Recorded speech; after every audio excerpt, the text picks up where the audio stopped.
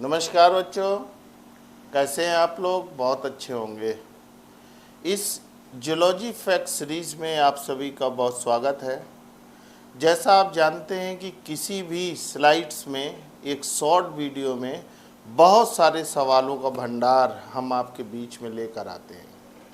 ये निःशुल्क है, इसको ज़रूर देखिए, इसको लाइक शेयर करिए, सब्सक्राइब भी करिए। आज का जो विषय है वो बहुत ही इम्पॉर्टेंट है। सवाल आपको निश्चित ही इससे मिलते हैं। जैसे आप सभी जानते होंगे, इसका नाम है हार्डे-वीनबर्ग लॉ। हार्डे-वीनबर्ग लॉ या प्रिंसिपल, ये दो नामों से जाना जाता है। हार्डे-वीनबर्ग लॉ या प्रिंसिपल जेनेटिक्स इक्विलिब्रियम में, ह्यूमन जेनेटिक्स में, पॉपुलेशन जेनेटिक्स में इसका जिक्र हुआ करता है। एक सवाल का ये दावेदार है किसी भी अच्छे एग्ज़ाम के लिए। तो आइए इसमें देखते हैं क्या है। This law was proposed in 1908 by G.H. Hardy, a British mathematician, and W. Weinberg, a German physician. Means जैसे इसका नाम है हार्डे-वीनबर्ग, तो ये G.H. हार्डे और W. वीनबर्ग दो वैज्ञानिकों ने मिलकर इस नियम को दिया, इसलिए इसको हार्डे-वीनबर्ग लॉ बताते हैं। इस लॉ में एक तो मैथमेटिशियन है और एक फिजिशियन है, दोनों अलग अलग देश के साइंटिस्ट हैं। आगे क्या है इसमें? Hardy-Weinberg law related to population genetics।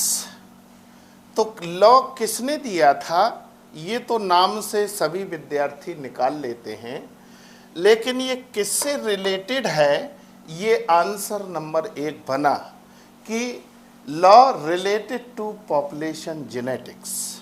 आगे देखिए, it state that if a population is at equilibrium, अगर किसी जाति की जो पॉपुलेशन है, जनसंख्या है, वो इक्विलिब्रियम में है, then the gene frequency and genotype frequency will remains constant generation after generation.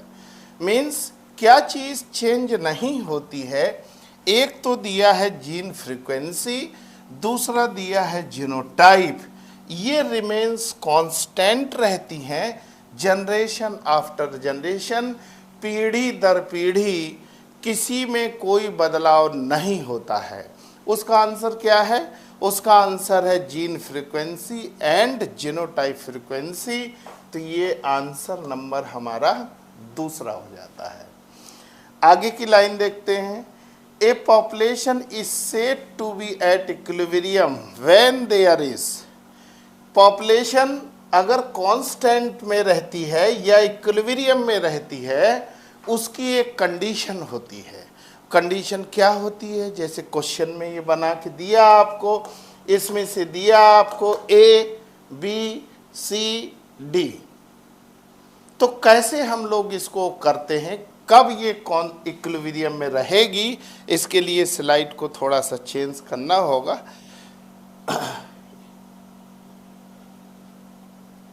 देखिए क्या है, नो म्यूटेशन, उस पॉपुलेशन में म्यूटेशन नहीं होना चाहिए। नो नेचुरल और आर्टिफिशियल सिलेक्शन, किसी भी प्रकार का नेचुरल सिलेक्शन नहीं होना चाहिए, ना ही आर्टिफिशियल होना चाहिए। नो जीन फ्लो, जीन का माइग्रेशन नहीं होना चाहिए। और जेनेटिक ड्रफ्ट, इस जेनेटिक ड्रफ्ट को सीवेल राइट इफेक्ट बोलते हैं, आपको ये बात पता होगी। इस प्रकार से यहाँ का जो एक आंसर निकल जाता है all of the above. Means ये इक्वेशन इक्विलिब्रियम में कब होगा? जब नो म्यूटेशन, नो नेचुरल और artificial selection, no gene flow, no genetic drift. थोड़ी सी बातें इसकी और हैं, आगे उनको देखिए। The algebraic equation to be calculated allele frequency can be given as तो इसका एल्जेब्रिक इक्वेशन क्या होता है? ये आप कह सकते हैं चौथे नंबर का आंसर हो गया।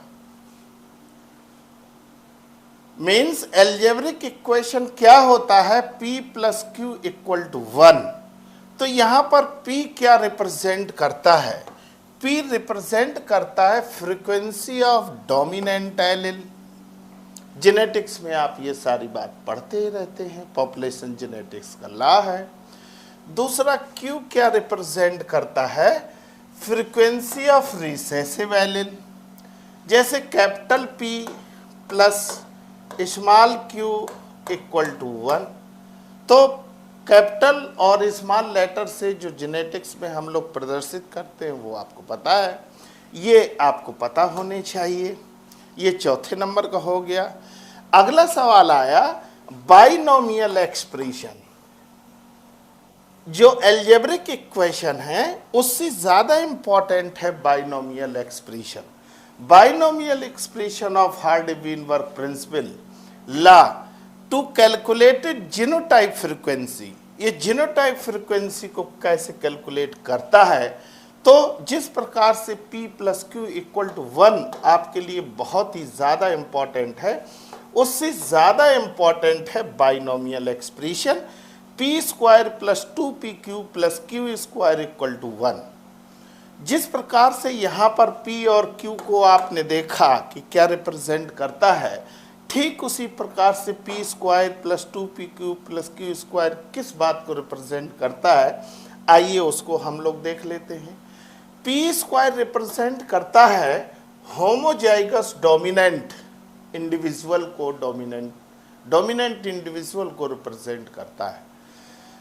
जो PQ है वैसे वहाँ पर आपने 2PQ पढ़ा था, लेकिन यहाँ 2 तो नंबर होता है, PQ है हेट्रोजाइगस इंडिविजुअल के लिए, और Q स्क्वायर जो है वो बताता है होमोजाइगस रिसेसिव इंडिविजुअल के लिए।